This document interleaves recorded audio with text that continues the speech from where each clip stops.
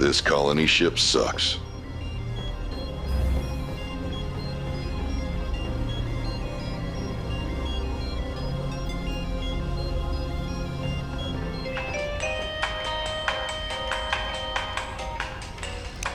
Spaceman, come in. Yo, what's good everybody? It's your boy Spaceman. I'm back from a well-needed break where I was able to go to my first PAX East and had a great experience. I was able to meet the developers of Mina the Hollower and Shovel Knight, which was Yacht Club Games. Was able to go to the Halloween panel, and although I didn't get to play the game, it looked really interesting. And I also played Bubsy 4D. Those are kind of like my highlights in that event. And it was really fun for my first time. I'm not gonna lie, I only had one day, so I didn't really get to experience it all. But in between that, I just been removing and adding games to my backlog. But one of those games really stood out to me this year that has been out for a while, but it just released recently on Nintendo Switch 2. And I want to talk to you guys about that. When I saw DeadZone Rogue at the Indie World Showcase earlier in March, my curiosity was piqued when Prophecy Games showed off a first-person shooter sci-fi with roguelike elements. I recently got hooked into Hades, and I got the gist of the randomness it brings in each run, so I was interested to see how this would go. It's been out since March 17th, but I just been playing it when I can, and if it was not for other games that I got, I would honestly still be playing this game and not even make a video. So let's get into the nitty gritty so I can get back into playing this here. But if you guys like what you see here, please leave a like, share with your friends, and subscribe if you haven't already. You wake up in a colony spaceship with no recollection of who you are or how you got there. With a succulent for emotional support and a pistol in hand, you venture deep into the ISSX. Wish me luck, Planty. With each zone getting you one step closer to discovering the truth of what really happened and why, strangely, you're the only person there. In each zone, you will have missions that rewards you for completing, from skins to weapons and more. The missions go from either toughening out for 20 to 30 sections, each randomized with different enemy variations and power-ups, which make every run feel different from the last. About every 3 or 4 sections you pass, you're gonna reach a checkpoint area, which is where you can either use the Fabricator, which is a store where you can either buy weapons and health, or you can upgrade your current weapons and armor. You can also save your progress, which will take you to the main menu so you can pick up where you left off, or take a break and enjoy the views of space while listening to some smooth jazz. They also come with different difficulty levels and the option to play solo, or 2 others can join you through online multiplayer. Also, with the release of the Nintendo Switch 2 version, a new expansion was released with a new zone and more missions there. So for my experience, I've been playing most of these in hard mode, and I was getting crushed sometimes by the 4th or 5th section of a mission.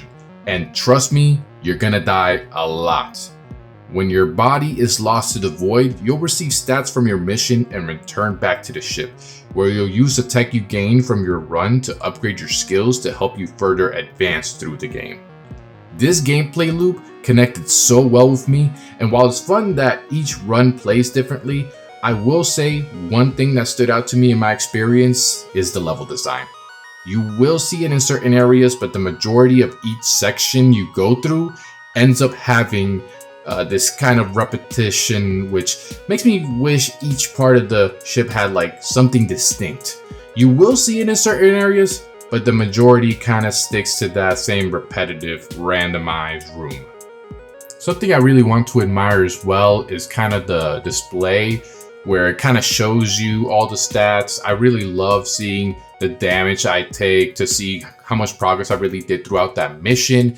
It has a timer, so it kind of shows you how long you're doing the mission for, which is really cool to compare it from when you're playing like the easiest level all the way to the maximum, which is Nightmare, and those are really difficult.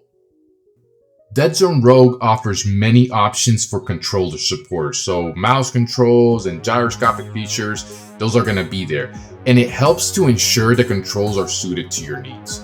I personally prefer the regular controller, but I always love when a game offers options, so I'm glad those are there for me.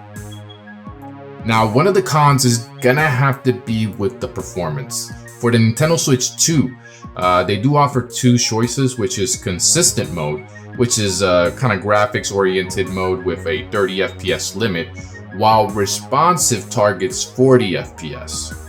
Now, according to a post on Reddit, I did some of my research here, and the developers explained the reason for this is due to the game being CPU intensive, and with that it would cause issues with the particle effects in the late game content.